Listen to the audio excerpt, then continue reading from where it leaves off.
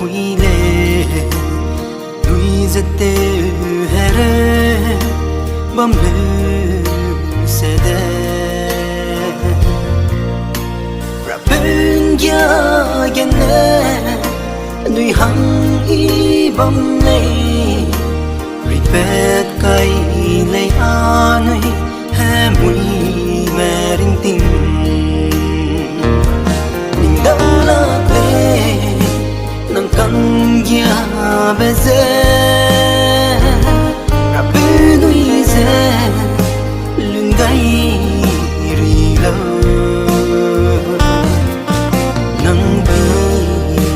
bằng căng ghê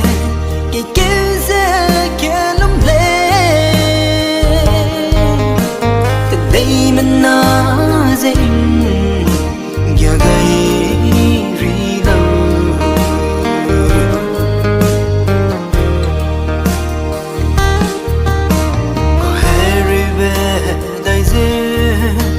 đâu bấm lư sẽ đè cái xưa bé đại dê đâu bấm lư sẽ đè cái hình bé đại dê bé dê bấm sẽ đè ra bư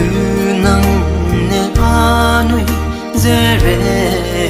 bấm lê đâu là thế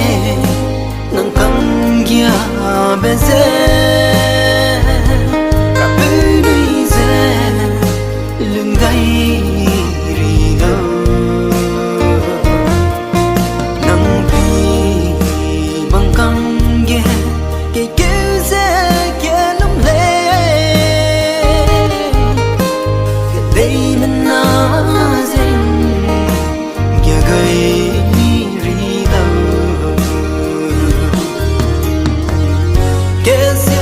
lung suy lây nè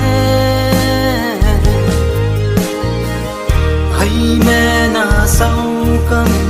dù kê xia bên lung rác lây nè hay mẹ na ngay cầm đi kê Hãy subscribe cho kênh Kedei